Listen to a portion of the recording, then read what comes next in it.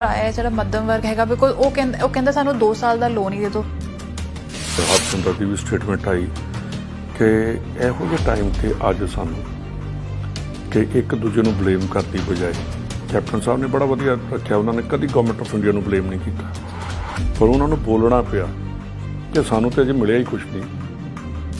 ਉਹਨਾਂ ਨੇ ਉਸ ਤੋਂ ਬਾਅਦ ਫਿਰ ਇੱਕ ਵੇਰਵਾ ਕੱਢਤਾ ਕਿ ਇੰਨਾ GST ਆਇਆ ਹੈ, ਇੰਨਾ ਹੈਲਥ ਲਈ ਆਇਆ ਹੈ। GST ਦੇ ਸਾਡਾ ਰਾਈਟ ਬਣਦਾ ਤੇ ਪੁਰਾਣਾ ਆਇਆ, ਅਜੇ ਸਾਡਾ 4100 ਕਰੋੜ ਤੇ ਅਜੇ ਫਿਰ GST ਉਹਨਾਂ ਦੇ ਕੋਲ ਜਿਹੜਾ ਉਹਨਾਂ ਦਿੱਤਾ ਹੀ ਨਹੀਂ ਸਾਨੂੰ ਅਜੇ ਤੱਕ। ਮੈਂ ਆਪਣੀ ਭੈਣ ਨੂੰ ਕਹਿਣਾ ਚਾਹੁੰਦਾ ਕਿ ਇਹ ਚੀਜ਼ ਤੋਂ ਉੱਪਰ ਉੱਠ ਉੱਥੇ ਪੰਜਾਬ ਦੀ ਗੱਲ ਕਰੋ, ਉੱਥੇ ਇਹ ਕੋਈ ਕਰੀਏ ਕਿ ਪੰਜਾਬ ਨੂੰ ਕਿਵੇਂ ਪੈਰਾਂ ਤੇ ਕਿਵੇਂ ਖੜੇ ਕਰਨਾ। ਉਹਨਾਂ ਕੋਲ ਤਾਂ ਬਹੁਤ ਤਾਕਤ ਹੈ ਇਸ ਵਕਤ ਪੰਜਾਬ ਨੂੰ ਹੈਲਪ ਕਰਨ ਦੀ, ਬਿਕੋਜ਼ ਪੰਜਾਬ ਕੋਲ ਐਗਰੀਕਲਚਰ ਔਰ ਇਸ ਟਾਈਮ ਜਿਹੜਾ ਉਹਨਾਂ ਕੋਲ ਮਹਿਕਮਾ ਉਹਨਾਂ ਦਾ ਧਿਆਨ ਮੇਰੇ ਖਿਆਲ ਆਪਣੀ ਮਿਨਿਸਟਰੀ ਨਾਲੋਂ ਜ਼ਿਆਦਾ ਪੰਜਾਬ ਦੇ ਵਿੱਚ ਕੈਪਟਨ ਅਮਰਿੰਦਰ ਸਿੰਘ ਵੱਲ ਧਿਆਨ ਹੈ ਕਿ ਇਹ ਤੇ ਕਿਵੇਂ ਗਲਤੀਆਂ ਕੱਢਣੀਆਂ। ਆਪਣੀ ਮਿਨਿਸਟਰੀ ਦੀ ਉਹਨਾਂ ਅਜੇ ਤੱਕ ਕਦੀ ਗੱਲ ਨਹੀਂ ਕੀਤੀ। ਉਹਨਾਂ ਨੂੰ PGI ਦੀ ਗੱਲ ਆ ਜਾਏਗੀ, ਉਹਨਾਂ ਨੂੰ ਕਿ ਹਸਪੀਟਲ ਦੀ ਗੱਲ ਆ ਜਾਏਗੀ, ਬਠਿੰਡੇ ਤੋਂ ਬਾਅਦ ਉਹ BBG ਨਿਕਲਦੇ ਨਹੀਂਗੇ, ਉਹਨਾਂ ਨੇ ਕਦੀ ਪੰਜਾਬ ਦੀ ਗੱਲ ਕੀਤੀ ਨਹੀਂ। ਇਹ ਮੈਂ ਇਹਨੂੰ ਹੱਥ ਜੋੜ ਕੇ ਕਹਿੰਦਾ ਕਿ ਤੁਸੀਂ ਕਿਰਪਾ ਕਰੋ, ਜਿੰਨਾ ਕੋਈ ਤੁਹਾਡਾ ਇੰਨਾ ਵੱਡਾ ਸਲਤਨਤ ਹੈ, ਤੁਹਾਡੀ ਇੱਕ ਵੱਖਰੀ ਪੂਰੇ ਪੈਰਲਲ ਪੰਜਾਬ 'ਤੇ ਏਡੇ ਵੱਡੇ ਤੁਹਾਡਾ ਬਿਜ਼ਨਸ ਆ, ਇੰਨੀਆਂ ਬੱਸਾਂ ਨੇ, ਜਿਹੜੀ ਕੋਈ ਚੀਜ਼ ਆਉਂਦੀ ਚਲੋ ਬਠਿੰਡੇ ਲੈ ਜਾਓ। ਬਾਦਲ ਸਾਹਿਬ ਨੂੰ ਵੀ ਚਾਹੀਦਾ ਸੀ ਕਿ ਪੰਜਾਬ ਦੇ ਚੀਫ ਮਿਨਿਸਟਰ ਸੀਗੇ, ਪੱਲੇ ਬਠਿੰਡੇ ਦੇ ਨਹੀਂ ਸੀਗੇ। ਮੈਂ ਜਦੋਂ 550 ਸਾਲਾ ਸੀਗਾ ਪੰਜਾਬ 'ਚ ਬੱਸਾਂ ਚਲੇ ਨਾ ਤੇ ਇੱਕ ਦਿਨ ਫ੍ਰੀ 'ਚ ਉਹ ਵੀ ਨਹੀਂ ਭੇਜੀਆਂ ਕਿ ਜਾਓ ਸੰਤੋ ਜਾ ਕੇ ਸੁਲਤਾਨਪੁਰ ਲੋਧੀ ਜਾਂ ਡੇਰਾ ਬਾਬਾ ਨਾਨਕ ਦਰਸ਼ਨ ਕਰਕੇ ਆਓ। ਕਿਸੇ ਨੇ ਪੁੱਛਿਆ ਕਿ ਬਾਦਲ ਸਾਹਿਬ ਤੁਸੀਂ ਵੀ ਕੋਈ ਦਾਨ ਦੂਨ ਦਿੱਤਾ? ਕਹਿੰਦੇ ਨਹੀਂ ਮੈਂ ਨਹੀਂ ਦਿੱਤਾ, ਸੁਖਬੀਰ ਬਾਦਲ ਨਹੀਂ ਕਿਹਾ। ਤੇ ਜਿਹੜੇ ਬੰਦੇ ਇੰਨੇ ਅਮੀਰ, ਇੰਨਾ ਕੁਝ ਇਹਨਾਂ ਦੇ ਕੋਲ, ਤੇ ਜੇ ਇਹ ਵੀ ਦਿਲ ਛੋਟਾ ਕਰਕੇ ਫਿਰਦੇ ਤੇ ਕਰੋਨਾ ਦੀ ਜਿਹੜੀ ਆਧੁਨਿਕ ਜੰਗ ਹੈ ਇਹ ਹਰ ਰੋਜ਼ ਇੱਕ ਨਵਾਂ ਤਜਰਬਾ ਕਰਨ ਨੂੰ ਮਜਬੂਰ ਕਰਦੀ ਹੈ ਤੇ ਨਾਲ ਸਾਡੀ ਸਰਕਾਰ ਨੂੰ ਵੀ ਨਵੇਂ ਤਜਰਬੇ ਕਰਨੇ ਪੈਂਦੇ, ਨਵੀਆਂ ਨੀਤੀਆਂ। ਕੱਲ੍ਹ ਦੀ ਨੀਤੀ ਅੱਜ ਬਦਲਣੀ ਪੈ ਜਾਂਦੀ ਹੈ ਕਿਉਂਕਿ ਪਤਾ ਨਹੀਂ ਇਹ ਪਹਿਲੀ ਵਾਰੀ ਆਫਤ ਪੂਰੀ ਦੁਨੀਆ 'ਤੇ ਆਈ ਹੈ, ਸੋ ਕਿਸੇ ਨੂੰ ਇਸ ਨਾਲ ਜੂਝਣ ਦਾ ਤਰੀਕਾ ਨਹੀਂ ਪਤਾ। ਅਸੀਂ ਅੱਜ ਸਮਝਣ ਆਏ ਹਾਂ ਸੁਖਜਿੰਦਰ ਸਿੰਘ ਰੰਧਾਵਾ ਤੋਂ ਕਿ ਕਿਸ ਤਰ੍ਹਾਂ ਉਹ ਆਪਣੇ ਸਾਰੇ ਮੰਤਰਾਲਿਆਂ ਵਿੱਚ ਕਿਸ ਤਰ੍ਹਾਂ ਦੀਆਂ ਤਬਦੀਲੀਆਂ ਲਿਆ ਰਹੇ ਨੇ। ਸਰ ਸਾਡੇ ਨਾਲ ਜੁੜਨ ਲਈ ਬਹੁਤ ਧੰਨਵਾਦ। ਪਹਿਲਾਂ ਤਾਂ ਅਸੀਂ ਆਉਂਦੇ ਹਾਂ ਗੈਂਗਸਟਰਸ 'ਤੇ। ਮੈਂ ਸੁਣਿਆ ਕੱਲ੍ਹ ਗੈਂਗਸਟਰਸ ਫੋਨ ਅਜੇ ਵੀ ਲੱਭਣ ਦੀ ਕੋਸ਼ਿਸ਼ ਕਰ ਰਹੇ ਨੇ ਅਤੇ ਜੋ ਦੇਣ ਆਏ ਸੀਗੇ ਉਹ ਸੈਨੀਟਾਈਜ਼ਰ ਦੇਣ ਦੀ ਆੜ ਵਿੱਚ ਇਹ ਤੇ ਕੱਲ੍ਹ ਜਿਹੜੇ ਸੀਗੇ ਪਰਸੋਂ ਦੀ ਗੱਲ ਹੈ, ਉਹਦੇ ਵਿੱਚ ਉਹਨਾਂ ਨੇ ਇਹ ਕੀਤਾ ਕਿ ਜੇਲ੍ਹ 'ਚ ਆਏ ਨੇ ਕਿ ਅਸੀਂ ਸੈਨੀਟਾਈਜ਼ਰ ਅਤੇ ਮਾਸਕ ਔਰ ਹੋਰ ਜਿਹੜੀਆਂ ਚੀਜ਼ਾਂ ਕੋਈ ਦੇਣਾ ਚਾਹੁੰਦੇ ਆ। ਉਹਦੇ 'ਚ ਇੱਕ ਪੰਜਾਬ ਪੁਲਿਸ ਦਾ ASA ਵੀ ਸੀਗਾ ਅਤੇ ਉਹਨਾਂ ਨੇ ਆਖਿਆ ਡੰਬਲ ਜੀ ਇਹਨਾਂ ਦੀ ਐਕਸਰਸਾਈਜ਼ ਤੋਂ ਬਾਕੀ ਚੀਜ਼ਾਂ 'ਤੇ ਵਾਪਸ ਕਰਦੇ। ਉਹਨਾਂ ਆਖਿਆ ਕਿ ਕੈਰਮ ਬੋਰਡ ਜਿਹੜਾ ਇਹ ਸਾਨੂੰ ਦੇ ਜੋ, ਇਹਦੇ 'ਤੇ ਅਸੀਂ ਇਹ ਅੰਦਰ ਭੇਜ ਦਿਆਂਗੇ ਜਿਹੜੇ, ਕਿਉਂਕਿ ਉਹ ਅੰਦਰ ਜਿਹੜੇ ਬੈਠੇ ਉਹ ਵੀ ਉਹਨਾਂ ਨੂੰ ਵੀ ਚਾਹੀਦੀਆਂ ਚੀਜ਼ਾਂ। ਅਤੇ ਉਹਨੂੰ ਜਦੋਂ ਖੋਲ੍ਹ ਕੇ ਉਹਨਾਂ ਨੇ ਦੇਖਿਆ ਅਤੇ ਉਹਦੇ 'ਚੋਂ 5 ਮੋਬਾਈਲ, 3 ਚਾਰਜਰ ਨਾਲ ਈਅਰਫੋਨ, ਇਹੋ ਜਿਹੀਆਂ ਚੀਜ਼ਾਂ ਜਿਹੜੀਆਂ ਨੇ। ਅਤੇ ਵਾਕਿਆ ਹੀ ਇਹਨਾਂ ਦਿਨਾਂ ਦੇ ਵਿੱਚ ਆ ਕੇ ਜਿਸ ਵੇਲੇ ਕਿ ਤੁਸੀਂ ਜਿਵੇਂ ਹੁਣੇ ਗੱਲ ਕੀਤੀ ਹੈ ਕਿ ਵੱਖ ਮਿਲ ਰਹੀਆਂ ਨੇ, ਅਤੇ ਉਹਦੇ ਨਾਲ ਇੱਕ ਇਹ ਵੀ ਨਵਾਂ ਐਕਸਪੀਰੀਅੰਸ ਹੋਇਆ ਕਿ ਜਿਹੜੀਆਂ ਚੀਜ਼ਾਂ ਕਿਸ ਤਰੀਕੇ ਦੇ ਨਾਲ ਜੇਲ੍ਹ 'ਚ ਵੀ ਸਮਗਲ ਹੋ ਜਾਂਦੀਆਂ ਨੇ। ਜੇਲ੍ਹ ਡਿਪਾਰਟਮੈਂਟ ਨੂੰ ਵੀ ਜੇ ਇਹ ਕਹਿਣਾ ਕਿ ਇਹ ਡਿਪਾਰਟਮੈਂਟ ਜਿਹੜੇ ਜੀ ਇੱਥੇ ਕਿਉਂ ਹੁੰਦਾ, ਇਹ ਵੀ ਹਿਊਮਨ ਬੀਇੰਗ ਨੇ। ਜੇ ਬੰਦਾ ਕਰੋਨਾ ਦੇ ਵਿੱਚ ਇਹੋ ਜਿਹੀ ਕਰ ਸਕਦਾ ਅਤੇ ਜਦੋਂ ਨੋਰਮਲ ਡੇਜ਼ ਹੁੰਦਾ ਅਤੇ ਉਹਦੇ ਵਿੱਚ ਇਹ ਚੀਜ਼ਾਂ ਆਉਂਦੀਆਂ ਨੇ। ਅਤੇ ਇਹਨਾਂ ਜਿਹੜੀਆਂ ਚੀਜ਼ਾਂ ਨੂੰ ਕਾਫੀ ਉੱਥੋਂ ਦੀ ਐਪਰੀਸ਼ੀਏਸ਼ਨ ਲੈਟਰ ਵੀ ਭੇਜੀ ਆ, ਉਹਨੂੰ ਮੈਂ ਐਪਰੀਸ਼ੀਏਟ ਵੀ ਕੀਤਾ। ਜਿਵੇਂ ਸਰਕਾਰ ਤਬਦੀਲੀਆਂ ਲਿਆ ਰਹੀ ਹੈ ਇੱਦਾਂ ਹੀ ਗੈਂਗਸਟਰ ਉਹ ਤਬਕਾ ਵੀ ਤਜਰਬੇ ਕਰੇਗਾ ਕਿਸ ਤਰ੍ਹਾਂ ਕੰਮ ਮਾੜਾ ਹੋ ਸਕਦਾ ਹੈ। ਡਰੱਗਸ ਲਿਆਉਣ ਲਈ ਵੀ ਤਰੀਕੇ ਲੱਭੇ ਮੇਰਾ ਖਿਆਲ ਹੈ ਕਿ ਉਹ ਸਰਕਾਰ ਨਾਲੋਂ ਉਹ ਜਿਹੜੇ ਬੈਡ ਐਲੀਮੈਂਟ ਹੁੰਦੇ ਉਹ ਤਜਰਬੇ ਜ਼ਿਆਦਾ ਕਰ ਜਾਂਦੇ, ਉਹਨਾਂ ਦੀ ਉਹ ਜ਼ਿਆਦਾ ਕਰਦੇ ਨੇ। ਗੌਰਮੈਂਟ ਦਾ ਕੰਮ ਹੁੰਦਾ ਕਿ ਉਹਨੇ ਚੰਗੀ ਸੋਚ ਲੈ ਕੇ ਚੱਲਣਾ ਕਿ ਸਾਨੂੰ ਉਹਨੇ ਪ੍ਰੋਬਲਮਸ ਜਿਹੜੀਆਂ ਨੇ ਕਿ ਲੋਕਾਂ ਦੀਆਂ ਕਿਵੇਂ ਸੋਲਵ ਕਰਨੀਆਂ, ਕਿਵੇਂ ਇੰਨੀਆਂ ਸਾਰੀਆਂ ਪ੍ਰੋਬਲਮਸ ਇੱਕਦਮ ਹੀ ਆ ਗਈਆਂ ਕਿ ਸਾਰਾ ਵਰਲਡ ਹੀ ਖੜਾ ਹੋ ਗਿਆ। ਜਿਹੜੇ ਕੋਈ ਤੁਰੇ ਫਿਰਦੇ ਸੀ ਉਹ ਉੱਥੇ ਹੀ ਖੜੇ ਹੋ ਗਏ, ਜਿਨ੍ਹਾਂ ਨੇ ਬਾਹਰੋਂ ਆਉਣਾ ਸੀ ਉੱਥੇ ਹੀ ਰਹਿ ਗਏ। ਹੁਣ ਜਿਵੇਂ ਹਜ਼ੂਰ ਸਾਹਿਬ ਤੋਂ ਹਰ ਰੋਜ਼ ਟੈਲੀਫੋਨ ਆ ਜਾਂਦਾ, ਮੈਨੂੰ ਵੀ ਬਹੁਤ ਆਉਂਦੇ ਨੇ, ਟਰੱਕਾਂ ਵਾਲਿਆਂ ਦੇ ਆਉਂਦੇ। ਮੈਂ ਆਪਣਾ ਨੰਬਰ ਵੀ ਦਿੱਤਾ ਕਿ ਜੇ ਕਿਸੇ ਨੂੰ ਪ੍ਰੋਬਲਮ ਹੈ ਤਾਂ ਮੈਨੂੰ ਤੁਸੀਂ ਕੰਟੈਕਟ ਕਰੋ ਅਤੇ ਮੈਂ ਤੁਹਾਡਾ ਉਹਦਾ ਕੋਸ਼ਿਸ਼ ਕਰਾਂਗਾ ਕਿ ਤੁਹਾਨੂੰ ਕੰਬਾਈਨਾਂ ਵਾਲਿਆਂ ਦੇ ਬਹੁਤ ਆਏ, ਲੈ ਕੇ ਵੀ ਆਏ ਆ। ਅਤੇ ਇਸੇ ਤਰ੍ਹਾਂ ਹੁਣ ਹਜ਼ੂਰ ਸਾਹਿਬ 'ਚ ਸੰਗਤ ਫਸੀ ਆ, 3300 ਆਦਮੀ ਆ, ਉਹਦੇ ਬਾਰੇ ਵੀ ਸਾਨੂੰ ਪੂਰਾ ਹੈਗਾ ਕਿ ਉਹਨਾਂ ਨੂੰ ਲੈ ਕੇ ਆਉਣਾ ਕਿਵੇਂ ਕਰੀਏ, ਕਿਵੇਂ ਉੱਥੋਂ ਦੀ ਗਵਰਨਮੈਂਟ ਨਾਲ ਕਰਨੀ, ਕਿਵੇਂ ਹੋਮ ਸੈਕਟਰੀ ਨਾਲ ਆਪਣਾ MP ਸਾਹਿਬ ਨੇ ਵੀ ਗੱਲ ਕੀਤੀ ਉਹਨਾਂ ਦੀ ਵੀ ਅੱਜ ਸਟੇਟਮੈਂਟ ਲੱਗੀ ਕਿ ਉਹ ਨਹੀਂ ਅਲਾਉ ਕਰ ਰਹੇ। ਤੇ ਇਹਦੇ 'ਚ ਜਿਹੜੀਆਂ ਬੜੀਆਂ ਚੀਜ਼ਾਂ ਜਿਹੜੀਆਂ ਸਰਕਾਰ ਨੂੰ ਧਿਆਨ ਰੱਖਣਾ ਪੈਂਦਾ। ਹੁਣ ਜਿਹੜੀ ਪ੍ਰੋਕਿਉਰਮੈਂਟ ਦੇ ਵਿੱਚ ਹੈ, ਕਿਸਾਨ ਜਿਹੜੇ ਟੈਲੀਫੋਨ ਆਉਂਦੇ, ਕੋਈ ਕਹਿੰਦਾ ਜੀ ਮੇਰੀ ਇੱਥੇ ਆਹ ਪ੍ਰੋਬਲਮ ਹੈ, ਇਵੇਂ ਪ੍ਰੋਬਲਮ ਹੈ। ਇਹ ਸਾਰੀਆਂ ਚੀਜ਼ਾਂ ਨੂੰ ਸੋਲਵ ਕਰਨਾ ਔਰ ਉਹੋ ਜਿਹੇ ਟਾਈਮ 'ਚ ਕਿ ਇਹ ਲੜਾਈ ਜਿਹੜੀ ਹੈ ਇਹ ਤੇ ਵਾਰ ਆਪਾਂ ਉਹ ਦੂਸਰੀ ਨਹੀਂ ਕਹਿ ਸਕਦੇ। ਉਹਦੇ 'ਚ ਤਾਂ ਪਤਾ ਹੈ ਕਿ ਪਾਕਿਸਤਾਨ ਨਾਲ ਵਾਰ ਲੱਗੀ ਜਾਂ ਕਿਸੇ ਕੰਟਰੀ ਨਾਲ ਲੱਗੂ, ਮਹੀਨਾ ਚੱਲੇਗੀ, 10 ਦਿਨ ਚੱਲੇਗੀ। ਅਤੇ ਇਹ ਜਿਹੜੇ ਅਨਸੀਨ ਵਾਰ ਆ ਗਈ ਹੈ ਕਿ ਪਤਾ ਨਹੀਂ ਕਿਹੜੇ ਪਾਸਿਓਂ ਆ ਜਾਣੇ ਅਤੇ ਕਿਹੜੇ ਬੰਦੇ 'ਤੇ ਆ ਜਾਣੇ। ਇਹ ਚੀਜ਼ਾਂ ਬੜੀਆਂ ਖਤਰਨਾਕ ਆ ਗਈਆਂ ਨੇ। ਅਤੇ ਔਰ ਜਿਹੋ ਜਿਹਾ ਚੱਲ ਪਿਆ ਕਿ ਇੰਨਾ ਵੇਖ ਰਹੇ ਹਾਂ ਕਿ ਫੈਮਿਲੀ ਮੈਂਬਰ ਹੀ ਇੱਕ ਦੂਜੇ ਤੋਂ ਡਰੀ ਜਾ ਰਹੇ ਨੇ। ਲੋਕਾਂ ਕੋਲ ਡਰ ਲੱਗੀ ਜਾ ਰਿਹਾ। ਜਿਨ੍ਹਾਂ ਨੂੰ ਜੱਫੀਆਂ ਪਾ ਕੇ ਮਿਲੀ ਦੀਆਂ ਉਹਨਾਂ ਨੂੰ ਹੁੰਦਾ ਕਿ ਦੂਰ ਹੀ ਚਲਾ ਜਾਏ। ਅਤੇ ਇਹ ਜਿਹੜੀਆਂ ਚੀਜ਼ਾਂ ਬੜੀਆਂ ਉੱਥੋਂ ਮਹਾਰਾਜ ਨੇ ਬੜਾ ਕੁਝ ਲੋਕਾਂ ਨੂੰ ਦੱਸਿਆ, ਪਰ ਮੇਰਾ ਖਿਆਲ ਹੈ ਕਿ ਅਜੇ ਸਮਝ ਨਹੀਂ ਆ ਰਹੀ ਜੀ ਇਨਸਾਨ ਦੀ ਫਿਤਰਤ ਬਹੁਤ ਚਾਹੁੰਦੇ ਆ ਉਹ ਵੱਖਰੀ ਚੀਜ਼ ਦਾ ਪਤਾ ਨਹੀਂ ਲੱਗ ਕਿ ਬਥੇਰੀ ਪ੍ਰਮਾਤਮਾ ਨੇ ਜ਼ਮੀਰ ਝੰਜੋੜ ਰਿਹਾ ਕਿ ਤੁਸੀਂ ਬੰਦੇ ਬਣੋ, ਤੇ ਪਰ ਅਸੀਂ ਅਜੇ ਨਹੀਂ ਮੇਰੇ ਖਿਆਲ ਉਹ ਕੰਮ ਵਾਲੇ ਸੋ ਤੁਸੀਂ ਕਾਫੀ ਇਹੋ ਜਿਹੇ ਫੈਸਲੇ ਲੈ ਰਹੇ ਹੋ ਜੋ ਜਿਵੇਂ ਤੁਸੀਂ ਲਿਆ ਕਿ ਵੀ ਕਿਸਾਨ ਹੁਣ ਜਿਹੜਾ ਗੰਨਾ ਵੇਚਦਾ ਹੈ ਉਹ ਸ਼ੂਗਰ ਚੀਨੀ ਵੀ ਖਰੀਦ ਸਕਦਾ। ਇਹ ਫੈਸਲਾ ਕਿਉਂ ਲਿਆ ਸਰ ਤੁਸੀਂ? ਇਹ ਮੈਨੂੰ DC ਗੁਰਦਾਸਪੁਰ ਦਾ ਟੈਲੀਫੋਨ ਆਇਆ ਕਿ ਜੀ ਕਿ ਮੈਨੂੰ ਲੱਗ ਰਿਹਾ ਕਿ ਜਦੋਂ ਸਟਾਰਟਿੰਗ ਦੇ ਵਿੱਚ ਕਿ ਹੋਰਡਿੰਗਸ ਜਿਹੜੀ ਹੈ ਇਹ ਕਰ ਲੈਣਗੇ ਦੁਕਾਨਦਾਰ ਔਰ ਚੀਨੀ ਦਾ ਰੇਟ ਬਹੁਤ ਜ਼ਿਆਦਾ ਵੱਧ ਜਾਏਗਾ। ਉਸ ਵੇਲੇ ਡਿਪਾਰਟਮੈਂਟ ਵਾਲਿਆਂ ਨਾਲ ਗੱਲ ਕੀਤੀ। ਮੈਂ ਕਿਹਾ ਆਪਾਂ ਕੀ ਇਹਦੇ 'ਚ ਕੀ ਕਰ ਸਕਦੇ ਹਾਂ? ਉਹ ਕਹਿੰਦੇ ਜੀ ਕਿ ਇੱਕ ਤਾਂ ਇਹ ਕਰ ਦਈਏ ਕਿ ਜਿਹੜਾ ਫਾਰਮਰ ਹੈ, ਜਿਹੜਾ ਗੰਨਾ ਸਾਡੇ ਕੋਲ ਸੁੱਟਦਾ, ਉਹ 2500 ਨੂੰ ਆਪਣਾ ਗੰਨਾ ਆਪਣੀ ਚੀਨੀ ਜਿਹੜੀ 1 ਕੁਇੰਟਲ ਨੂੰ ਲੈ ਕੇ ਜਾ ਸਕਦਾ। ਔਰ ਨਾਲ ਹੀ ਅਸੀਂ ਇਹ ਕਰਦਾ ਕਿ ਜਿੰਨੇ 1 ਕੁਇੰਟਲ ਤੋਂ ਲੈ 10 ਕੁਇੰਟਲ ਲੈ ਕੇ 100 ਕੁਇੰਟਲ ਤੱਕ ਜਿੰਨੇ ਚੀਨੀ ਲੈਣੀ ਹੈ, ਉਹ ਇੱਕ ਰੇਟ ਫਿਕਸ ਕਰ ਦਿੱਤਾ ਕਿ ਸ਼ੂਗਰ ਮਿਲਾਂ ਤੋਂ ਆ ਕੇ ਉਹ ਆਪਣੀ ਚੀਨੀ ਲੈ ਕੇ ਜਾ ਸਕਦਾ। ਅਤੇ ਉੱਧਰੋਂ ਪੰਜਾਬ ਗੌਰਮੈਂਟ ਨੇ ਵੀ ਸਾਨੂੰ ਕਹਿ ਦਿੱਤਾ ਕਿ ਤੁਸੀਂ 10 ਲੱਖ ਪੈਕਟ ਸ਼ੂਗਰ ਮਿਲ ਜਿਹੜੀ ਹੈ, ਸ਼ੂਗਰ ਡਿਪਾਰਟਮੈਂਟ ਜਿਹੜਾ ਇਹ ਸਾਨੂੰ 1-1 ਕਿਲੋ ਦੇ 10 ਲੱਖ ਪੈਕਟ ਜਿਹੜੇ ਤਿਆਰ ਕਰਕੇ ਦੇ ਦੇ। ਉਹਦੇ ਬਾਅਦ ਜਦੋਂ ਵੇਖਿਆ ਕਿ ਚੀਨੀ ਓਪਨ ਹੋ ਗਈ ਆ ਔਰ ਇਹ ਬੜਾ ਟਾਈਮਲੀ ਡਿਸੀਜਨ ਜਿਹੜਾ ਲੈ ਕੇ ਕੈਪਟਨ ਸਾਹਿਬ ਨੇ ਅਤੇ ਔਰ ਇਹ ਜਿਹੜੀਆਂ ਚੀਜ਼ਾਂ ਨੂੰ ਰੋਕ ਲਾ ਦਿੱਤੀ। ਔਰ ਇਹ ਜਦੋਂ ਵੇਖੋਗੇ ਪੰਜਾਬ ਦੇ ਵਿੱਚ ਕੋਈ ਕਿਸੇ ਵੀ ਦਾਲਾਂ ਦਾ ਕਹਿ ਲਓ, ਆਟਾ ਕਹਿ ਲਓ, ਕੋਈ ਹੋਰ ਚੀਜ਼ਾਂ ਦੇ ਕਿਸੇ ਦੇ ਰੇਟ ਵੀ ਉੱਪਰ ਨਹੀਂ ਚੜ੍ਹੇ। ਸਰ ਇੱਕ ਚੀਜ਼ ਤੁਸੀਂ ਆਪਣੇ ਹਲਕੇ 'ਚ ਦੇਖੀ ਹੋਗੀ, ਲੰਗਰ ਕਰਕੇ ਜਾਂ ਰਾਸ਼ਨ ਵੰਡਣ ਕਰਕੇ ਕਿੱਥੇ ਕਹਿ ਜਾ ਰਹੇ ਕਿ ਇੱਥੇ ਵੀ ਹੁਣ ਚੋਰ ਬਾਜ਼ਾਰੀ ਸ਼ੁਰੂ ਹੋ ਗਈ ਹੈ। ਲੋਕ ਪੈਸਾ ਇਕੱਠਾ ਕਰ ਰਹੇ, ਉਹ ਲੋੜਵੰਦ ਕੋਲ ਪਹੁੰਚ ਰਹੇ ਜਾਂ ਨਹੀਂ ਪਹੁੰਚ ਰਿਹਾ, ਕਿਉਂਕਿ ਕਿੱਥੋਂ ਫਿਰ ਖਬਰ ਆ ਜਾਂਦੀ ਹੈ ਕਿ ਖਾਣਾ ਨਹੀਂ ਮਿਲਿਆ, ਜਦ ਕਿ ਇੰਨਾ ਲੰਗਰ ਵੰਡ ਚੁੱਕਿਆ ਤਾਂ ਸ਼ਾਇਦ ਮੇਰੇ ਖਿਆਲ 4-5 ਸੂਬਿਆਂ ਨੂੰ ਪੰਜਾਬ ਨੇ ਰੁਝਾ ਦਿੱਤਾ ਹੋਣਾ ਜੇ ਸਾਰਾ ਇਮਾਨਦਾਰੀ ਨਾਲ ਵੰਡਿਆ ਗਿਆ ਹੁੰਦਾ। ਮੇਰਾ ਖਿਆਲ ਹੈ ਕਿ ਜਿਹੜੇ ਉਦੋਂ ਪਹਿਲਾਂ ਪੁਰਾਣੇ ਲੰਗਰ ਲੱਗਦੇ ਸੀਗੇ ਕਿ ਅਨੰਦਪੁਰ ਸਾਹਿਬ ਨੂੰ ਜਾਣਾ ਤੇ ਰਸਤਿਆਂ 'ਚ ਇੰਨੇ ਲੰਗਰ ਲੱਗੇ ਸੀਗੇ। ਮੇਰੇ ਚੋਲਾ ਸਾਹਿਬ ਦਾ ਮੇਲਾ ਆਉਂਦਾ ਸੀ, ਇੱਕ ਪਿੰਡ 'ਚ 4-4 ਲੰਗਰ ਲੱਗ ਜਾਂਦੇ ਸੀ। ਅਤੇ ਉਹ ਉੱਥੇ ਕਮੀ ਆਈ ਆ ਕਿ ਇਸ ਵੇਲੇ ਜਦੋਂ ਔਖਾ ਟਾਈਮ ਸੀਗਾ, ਉਹ ਜਿਹੜੇ ਲੰਗਰ ਲਾਉਂਦੇ ਉਹਨਾਂ ਨੂੰ ਅੱਜ ਲੰਗਰ ਲਾਉਣੇ ਚਾਹੀਦੇ ਸੀ, ਕਿਉਂਕਿ ਉਦੋਂ ਤਾਂ ਪਹਿਲਾਂ ਹੀ ਰੱਜੇ ਹੁੰਦੇ ਆ।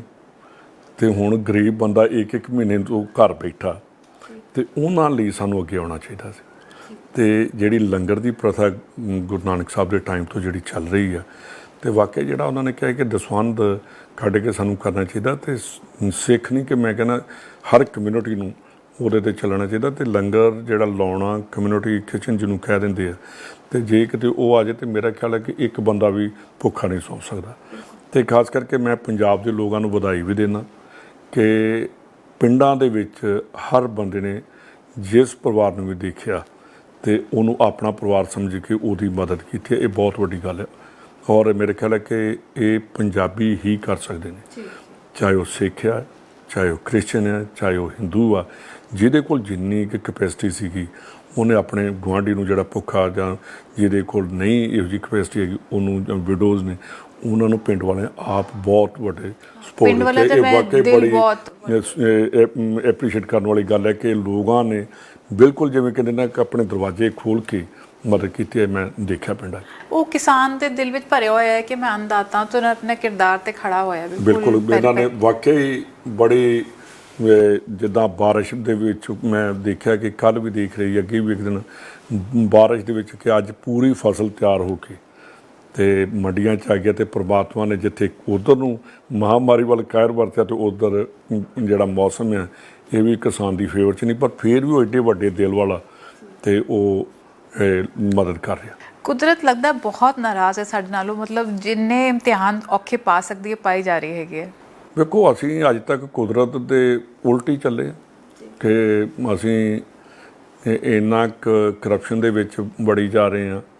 ਲੋਕਾਂ ਦੀਆਂ ਜਿਹੜੀਆਂ ਨੇ ਲੋੜਾਂ ਜਿਹੜੀਆਂ ਨੇ ਜਾਂ ਲੋਕਾਂ ਨੂੰ ਜੋ ਚਾਹੀਦਾ ਤੇ ਉਹਦੇ ਬਾਰੇ ਕੁਦਰਤ ਦੇ ਜਦੋਂ ਅਗੇਂਸਟ ਚਲੋਗੇ ਤੇ ਕੁਦਰਤ ਤੁਹਾਨੂੰ ਇਹੋ ਜਿਹਾ ਤੇ ਕਰੇਗੀ ਕਿ ਬੰਦੇ ਬਣੋ।